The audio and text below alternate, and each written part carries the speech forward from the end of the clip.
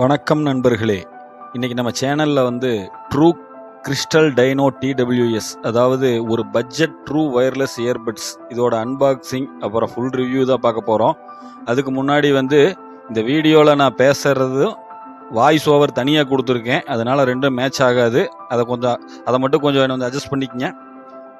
அதே போல் வந்து இந்த TWS வாங்கலாமா, சவுண்ட் எப்படி இருக்குது, கால் குவாலிட்டி சரியா, இந்த ப்ரைஸுக்கு ஒர்த்தா இல்லையா அப்படிங்கிற எல்லா கேள்விக்கும் இந்த வீடியோவில் முடிஞ்ச அளவுக்கு கிளியராக சொல்கிறதுக்கு நான் முயற்சி பண்ணுறேன். வீடியோவை கடைசி வரைக்கும் பாருங்கள், உங்களுக்கே ஒரு கிளியராக தெளிவு கிடைக்கும். முதல்ல பாக்ஸை பார்க்கலாம். பாக்ஸோட டிசைன் பார்த்திங்கன்னா சிம்பிளாக தான் இருக்குது. முன்னாடியே வந்து அதனோட இமேஜை போட்டிருக்காங்க. இப்போ பாக்ஸ் ஓப்பன் பண்ணி பார்த்தோம் அப்படின்னா உள்ளுக்குள்ளே வந்து true crystal dyno charging case, earbuds, charging cable, extra ear tips, warranty card, user manual, இதுதான் கொடுத்துருக்காங்க உள்ளுக்குள்ளே.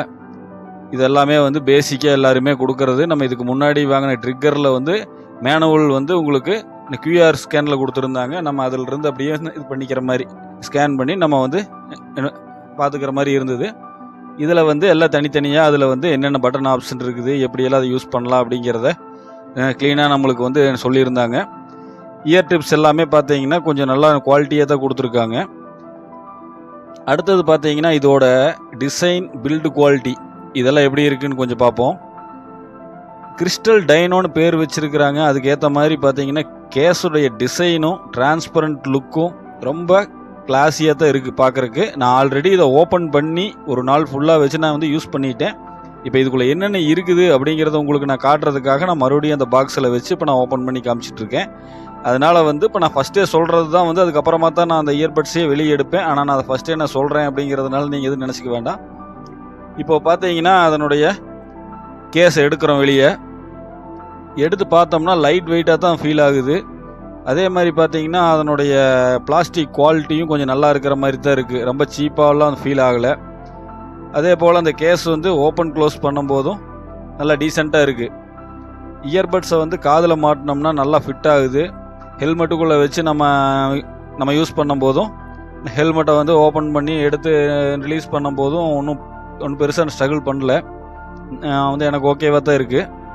லாங் டைமுக்கு வச்சு யூஸ் பண்ணாலும் அந்த காதில் வந்து வெளி வர்ற மாதிரியெல்லாம் ஒன்றும் ஃபீல் இல்லை, அது கொஞ்சம் நல்லா இருக்குது. இப்போ அடுத்தது பார்த்தீங்க அப்படின்னா சவுண்டு குவாலிட்டி பார்க்குறோம். இந்த ப்ரைஸ் ரேஞ்சில் வந்து சவுண்டு வந்து ஓரளவுக்கு பெட்டராக தான் இருக்குது. பேஸ் வந்து நல்லா பஞ்சிங்காக கொடுத்துருக்காங்க. இதில் நல்லா டீப்பாக இல்லாமல் அப்படியே பஞ்சிங்காக அடிக்கிற மாதிரி இருக்குது.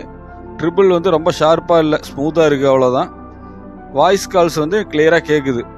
Songs, YouTube video, reels, movies இதெல்லாம் வந்து டீசெண்டாக ஒரு அவுட்புட் இருக்குதுன்னு வச்சுக்கோங்களேன். இதில் பார்த்தீங்க அப்படின்னா பேஸ் லவர் அப்படின்னு நீங்கள் இருந்தீங்க அப்படின்னா ஹெவியாக பேஸ் இருக்காது, ஆனால் பேலன்ஸ்டாக ஒரு குட் சவுண்ட் எக்ஸ்பீரியன்ஸ் இருக்குது. நம்மளுக்கு அந்த ட்ரிக்கரில் வந்து பேஸ் நல்லா விழுந்தது, ஆனால் அதுலேயும் கொஞ்சம் சில வந்து ஃபீட்பேக்கெல்லாம் இருந்தது. ஹெல்மெட்டுக்குள்ளே எனக்கு அது கரெக்டாக ஃபிட் ஆகலை, அந்த மாதிரி சில இஷ்யூஸ் இருந்தது. இதில் வந்து ட்ரிபிள் எல்லாமே கொஞ்சம் நல்லா நீட்டாக இருக்குது. கேம் விளையாடும் போது பார்த்தீங்க அப்படின்னா லோ டென்சிட்டி மோட் இருக்குது கேமுக்கு. கேஷுவலாக கேம் விளையாடும் போது ஒன்றும் பெருசாக வந்து இது இல்லை, அதாவது நான் ஆடியோ டிலே வர்ற மாதிரி நான் வந்து நோட்டீஸ் பண்ணுற மாதிரி ஒன்றும் இல்லை. ஹெவியான கேம் இந்த மாதிரிலாம் விளையாடும் போது கொஞ்சம் வரலாம் அப்படிங்கிற மாதிரி இப்போ பார்க்குறேன் நான். அடுத்தது வந்து கால் குவாலிட்டி, மைக்கு. இதில் வந்து ANC கிடையாது, ஆன்டி நாய்ஸ் கேன்சலேஷன் கிடையாது, ENC தான் இருக்குது. அதாவது வந்து நம்ம இங்கேருந்து பேசுகிறத கொஞ்சம் கிளியர் பண்ணி கொடுக்கும் அவங்களுக்கு. இந்த கால் குவாலிட்டியில் பார்த்தீங்க அப்படின்னா இன்டோரில் வந்து கால் நல்லா கிளியராக கேட்குது. அவுட்டோரில் வந்து வெளியில் போயிட்டு இருக்கும்போது நாய்ஸாக இருக்கும்போது பார்த்தீங்கன்னா மைக்கு கொஞ்சம் ஆவரேஜாக தான் பர்ஃபார்ம் பண்ணுது. அது எனக்கு வந்து அந்த ட்ரிக்கர்லேயுமே வந்து எனக்கு அந்த பிரச்சனை இருந்தது. அதாவது வந்து ANC இல்லாமல் இருக்கும்போது உங்களுக்கு இந்த பட்ஜெட்டில் வாங்குற TWSல எல்லாத்துலேயுமே வந்து இப்போ அந்த பிரச்சனை வர்றது சகஜம்தான். நார்மல் ஃபோன் கால்ஸு, வாட்ஸ்அப் காலுக்கெல்லாம் கொஞ்சம் பிரச்சனை இல்லாமல் போகுது. பேட்ரி பார்த்தோம் அப்படின்னா ஒரு சிங்கிள் டைம் நீங்கள் வந்து ஃபுல்லாக சார்ஜ் போட்டிங்கன்னா இயர்பட்ஸை மட்டும் ஒரு 4 மணி நேரத்துலேருந்து 5 மணி நேரம் வரைக்கும் யூஸ் பண்ணலான்னு சொல்கிறாங்க. ஆனால் எனக்கு 4.5 மணி நேரமெல்லாம் வந்தது. சார்ஜிங் கேஸோடு சேர்த்தா ஒரு நாள் ஃபுல்லாக அப்படியே வந்து யூஸ் பண்ணிக்கலாம். அதை நான் சார்ஜே போடல, வாங்கும்போது அதில் இருந்த சார்ஜ் தான் 1.5 நாள் ஆச்சு. இப்போ வரைக்கும் அது அப்படியே தான் நான் வந்து யூஸ் பண்ணிகிட்ருக்கேன். ஃபாஸ்ட் சார்ஜிங் சப்போர்ட்டும் இருக்குதுன்னு சொல்கிறாங்க, ஆனால் வந்து அது எப்படிங்கிறது தெரியல. சார்ஜ் ஏறுறது வந்து நம்ம ஓப்பன் பண்ணி பார்த்தோம்னா ஒரு லைட்டு இன்னும் பிளிங்க் ஆகி ஆஃப் ஆகுது, அதை வச்சு தான் நம்ம வந்து கண்டுபிடிச்சிக்கலாம். அடுத்தது வந்து பார்த்தீங்கன்னா ஸ்டைலிஷாக இருக்குது பார்க்குறக்கு, ஹெவி பேஸ் இல்லை. ஓவராலாக சொல்லணும் அப்படின்னு பார்த்தீங்கன்னா பட்ஜெட்டுக்குள்ளே ஒரு ஸ்டைலிஷாக டீசென்ட் சவுண்டோட டெய்லி யூஸ்க்கு ஒரு நல்ல டிடபிள்யூஸ்னால் வந்து நம்ம வந்து ட்ரூ கிறிஸ்டல் டைனோ கன்சிடர் பண்ணலாம். அதே போல் பார்த்தீங்க அப்படின்னா வந்து நான் இதுக்கு முன்னாடி வாங்கியிருந்த அந்த ட்ரிக்கரில் வாங்கியிருந்தேன் பார்த்தீங்களா, கிராக்கன் சொல்லி ஒரு கிராக்கன் எக்ஸ்போர். அதை பார்த்தீங்க அப்படின்னா நான் முத்துக்குட்டி வாங்கிட்டு போயிட்டான். அவன் நல்லா இருக்குது நானே வச்சுக்கிறேன்னா அப்படின்னு சொல்லி அவன் வாங்கிட்டு போயிட்டான். அதுக்கு அடுத்ததாக தான் வந்து இப்போ நான் வந்து இது ஆர்டர் போட்டிருந்தேன். இது நல்லா இருக்குது, எனக்கு பிடிச்சது பர்சனலாக. அதை விடவுமே இது கொஞ்சம் டீசெண்டாக இருக்கிற மாதிரி தான் எனக்கு தோணுது. ஏன்னா வந்து சாங்ஸ் எல்லாம் கேட்கும்போது அதனுடைய அந்த டீட்டெயில்ஸ் எல்லாம் கொஞ்சம் நல்லா கிளியராக தெரியுது. அதில் வந்து பேஸ் தான் கொஞ்சம் அதிகமாக இருக்கிற மாதிரி இருந்தது. இதில் வந்து இந்த டீட்டெயில்ஸ் எல்லாம் கொஞ்சம் நல்லா கிளியராக தெரிகிற மாதிரி ஃபீல் ஆகுது எனக்கு.